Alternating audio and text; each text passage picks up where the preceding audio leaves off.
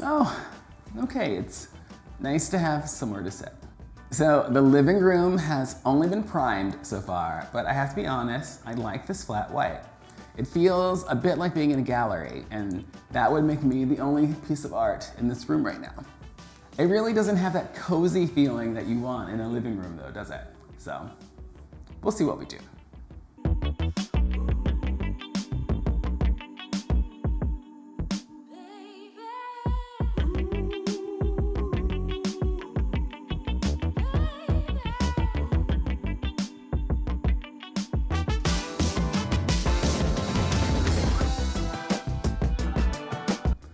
Last weekend, I skipped town and met up with my friends Max, Joe, and Tyler in Brooklyn. We saw the Brooklyn Bridge, hunted for great bagels and coffee, and tried to find the perfect suit for my friend Max's wedding. And though we did make it out on the town just a little bit, some of the most fun that we had was when we were at Joe and Tyler's apartment. They turned a second bedroom into a living room, and we hung out in there drinking wine and playing video games as it rained outside. It was a really, really nice vibe. They spent the morning deep cleaning the apartment. There was a candle that smelled like plants, and the art on the walls kept drawing my interest. The whole space really lent itself to being cozy, comfortable, and not wanting to experience something that I might be missing outside of those four walls.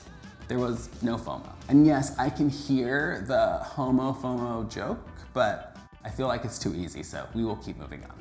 After that really refreshing weekend with friends, I came home to some negative 14-degree Fahrenheit temperatures and this work in progress situation. And I thought, well, what am I gonna do to make sure that my new living room is just as fun, just as cozy, and just as comfortable as Joe and Tyler's?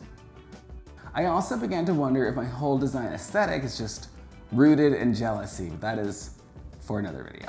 I'm thinking that for this living room, our design goal can be Hygge with the homies. From my somewhat obsessive internet reading, Hygge is a Danish concept that's all about creating a space where you can live your coziest life and where people who are there with you are encouraged to shut the world away and emotionally connect with one another, just like we did at Joe and Tyler's. So how do you get that? Is it like feng shui where you just have to orient your furniture a certain way? Or do you have to take the principles of feng shui and then lean into soft blankets? And how do I then take that and center me and my homies in our experience? All excellent questions, if you will forgive me for saying so myself.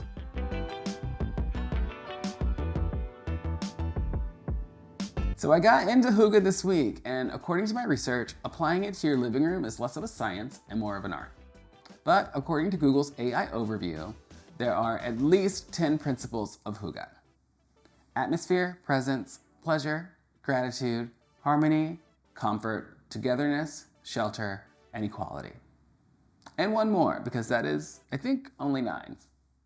I'll figure that one out. The AI overview appears to have taken those principles from a blog post that I've linked to in the description. I've also linked to a book that a lot of other blog posts referenced. The book is called The Little Book of Hygge, Danish Secrets to Happy Living. Of the 9 to 10 Hygge principles, I think that the obvious ones we should focus on for the living room are atmosphere, pleasure, comfort, togetherness, and shelter. I feel like we'll have time for a deep dive into all 5 of those principles, and maybe eventually we'll get to all 9 or 10, but for now, let's just skim the surface of these 5. Atmosphere is all about setting the vibe. It's about creating an environment that is coziest for the occasion. If it's just me and I'm reading, then I want a chair that gets some natural light during the day, or a chair with a reading lamp at night.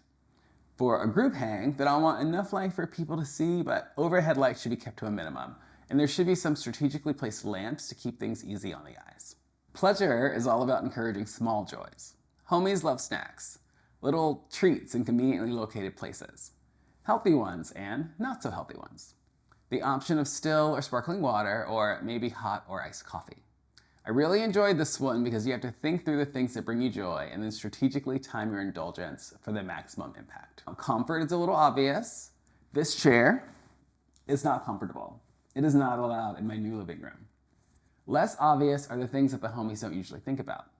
Blankets with different textures, sweatpants for guests that want to get comfortable.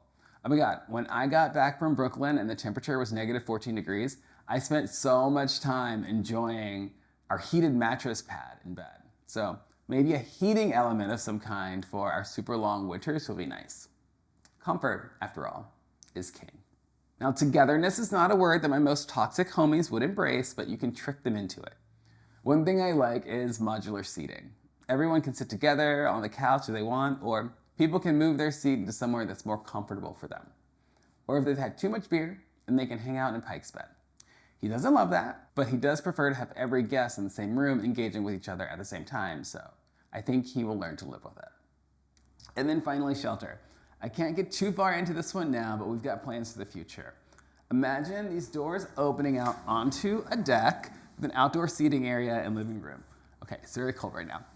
You're out in the morning, you're having coffee, and then the sun starts shining a little too brightly.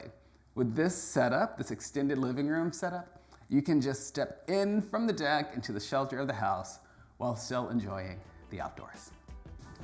Okay, this seemed like a fun idea, but I'm experiencing immediate regret. It is very, very cold out here. And filming outside was maybe not the best idea. If you want to explore Hygge a little bit more with me, then leave a comment so that I know you're into it. I know that my giant forehead makes you think that I've got a big brain, but despite my best efforts, I still can't read your mind, so please do leave that comment. And don't forget to like the video. Every time someone clicks the like button, the video suddenly gets a bunch of views, and that's really helpful. And then one more thing before I find someplace warm, please subscribe to the channel. Every subscription brightens my day and helps motivate me to make these videos, which, I am beginning to question at this point, at this temperature. All right, I can't feel my fingers, so I gotta go. Like, comment, and subscribe. Bye.